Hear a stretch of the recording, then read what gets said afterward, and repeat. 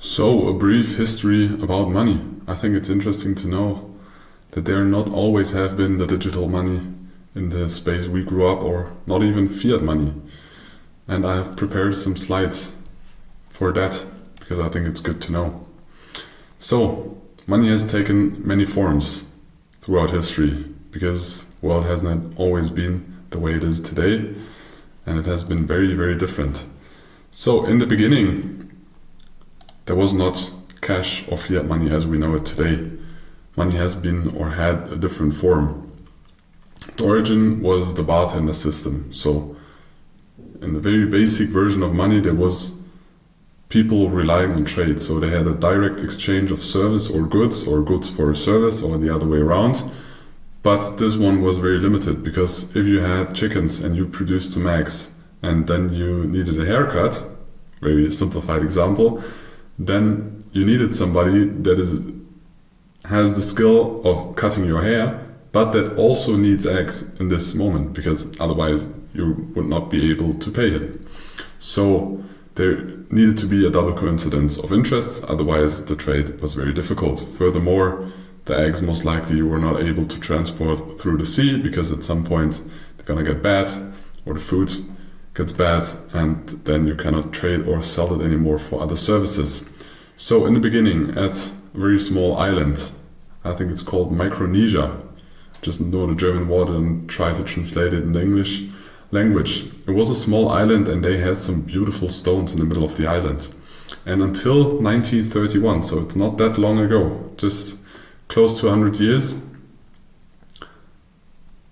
you had the possibility to own a stone like this, and the stones have been very big and they have been limited, and it was not very easy to create a stone or add a stone like this.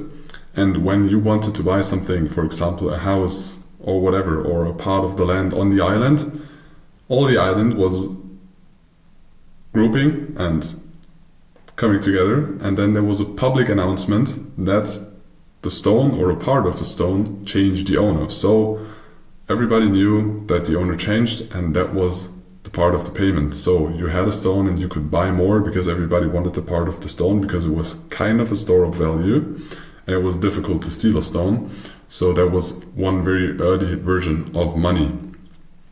After that, there have been shells that were rarely or hard to find, kind of like coins, but were different shells in different areas of the world. It was like a very primitive kind of money, mainly in Africa and Asia. There was a long time where people just used rare shells to pay. After that, there was the creation of coins, especially in the Roman Empire. But there was a big difference between the Roman Empire, the East Roman Empire and the West Roman Empire. So both of them had a lot of wars, and wars are very expensive, so people needed to finance those wars. And the West Roman Empire continued fighting way longer than the East Roman Empire. And those wars needed to be financed, but it was at some point you cannot raise the taxes anymore because your population is poor as well, or is not willing to pay those taxes anymore. So there is the possibility of inflation. So if you have coins out of gold, and then for example you take copper and mix it into the coins, the value of the coin itself reduces and you can produce more coins, because you don't need more gold for more coins. You can also use copper, which is more commonly spread in the earth and more easy to gain. So you have kind of inflation, or one of the early cases or examples of inflation. So the West Roman Empire continues way longer fighting. They have a bigger inflation. As in most countries where there is a high inflation, the gap between the poor and the rich raises. You have more instability in the society, and the West Roman Empire dies before the Eastern does, because the Eastern stopped at some point and was not that aggressive with inflation than the West one. And you can go through history, and this happens a lot of times where this happens. Ray Dalio wrote a book where he explains this very good and in awesome detail. So this is just a very quick and brief explanation. By the way, in between the shells and a monetary system. Like with the gold coins, there has been a money system of marbles, so small marbles. They have been difficult to create in Africa, but not difficult to create in Europe. So the Europeans created them and went to Africa, and the people in Africa wanted those marbles because they could play some games with them, and they were just fascinated by the marbles. So the Europeans created the inflation because it was for them cheap to create, but they were able to buy a lot of this with the marbles they created in Africa, and the Africans had an inflation, so the prices for Europeans over there had been very cheap. But this happens very often. So what was the second state of money? It was commodity money. So the rise of precious metal, either precious metal itself or in the form of coins, because the coin itself had a value because you could trade it, but also the material of the coin had a value. So, and the coin and precious metals don't get bad and you can use them anytime, not like an egg. When an egg lays around for 1 year, most likely you're not able to eat it anymore. So, but at some point then the fiat money was created, and things like the hyperinflation in Germany in 1923 happened.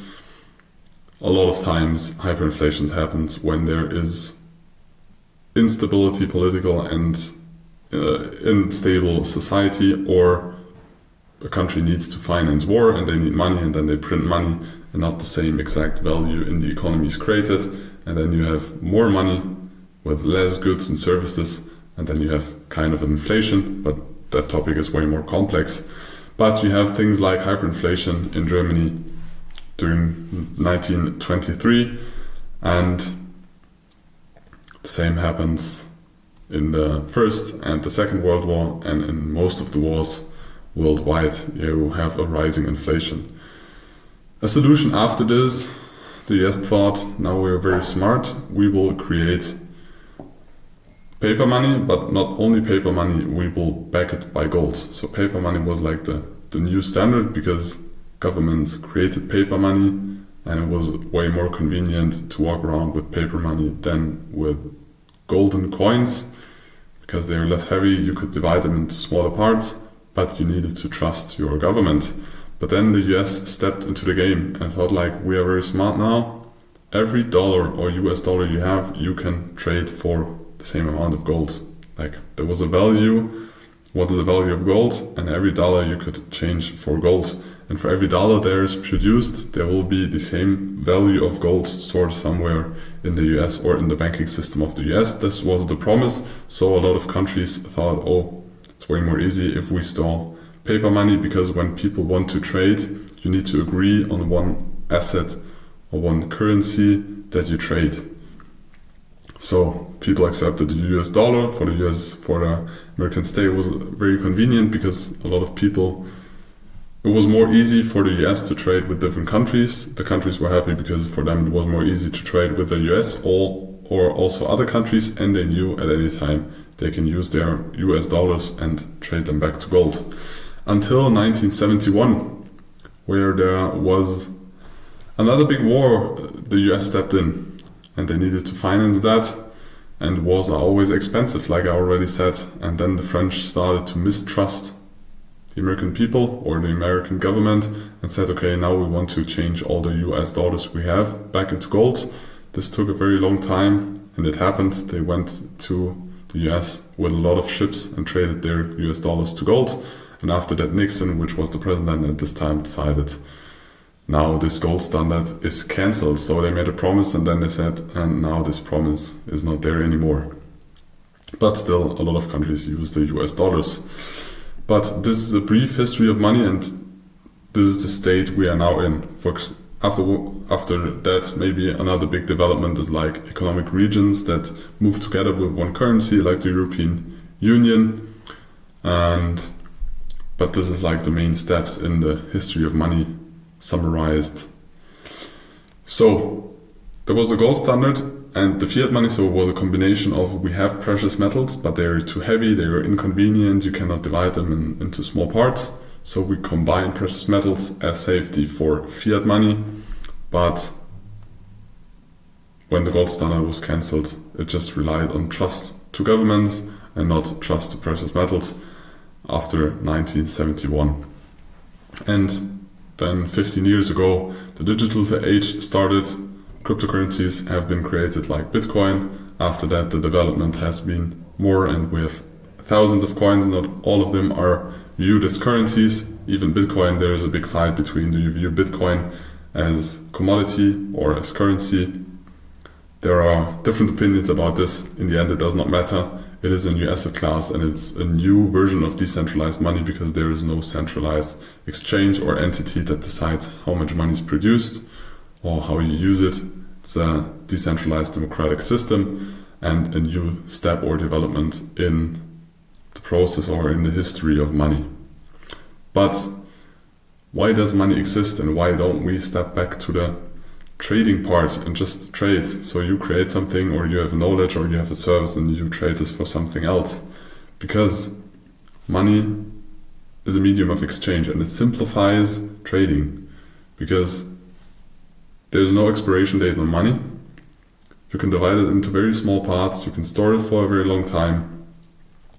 And everybody accepts it. So if you want to buy something and you live in an economic or in an economy or economical region, most of the people accept the same money. Of course, there are still parts in the world where this is not the case, but when you live in a region where you have a kind of stable government, kind of stable society, everybody accepts the same currency or even different currencies. So in Europe, even a lot of people accept US dollars, for example, or Swiss franc. So it is a medium of exchange which makes it way more easy for transactions. It is a store of value because it has no expiration date. It's a unit of account, so it's different to value how much is a haircut worth measured in eggs. But maybe one day you don't have eggs, you have chicken breast because your chickens died and now you have meat. So you always need to re-evaluate what's the value of a different commodity or service compared to the things you want to buy or the things you want to trade. And this can be very stressful and this is very inefficient. So when you have a unit of account, you have currency and you have a need for that.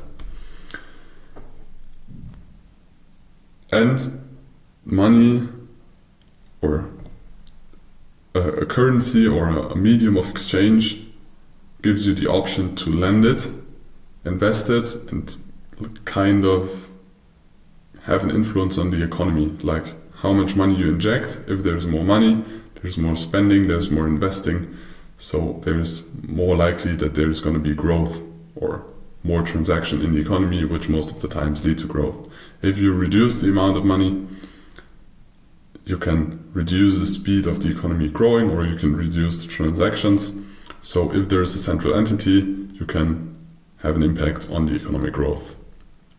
Furthermore, it's social trust. So money nowadays, except Bitcoin or other cryptocurrencies, are regulated by a government. So they're backed by a government or by a central bank, which is very close connected to a government or multiple governments.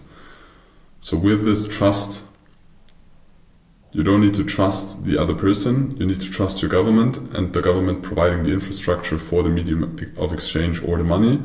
So it also connects people, it connects economical regions or different economies. So there's also a positive benefit because back in the days when you had like two different villages next to each other and each would have their own medium of exchange,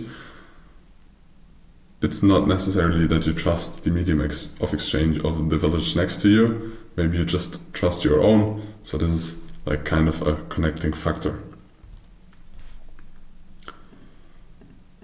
So let us continue with the next one, with the long-term and the short-term debt cycle.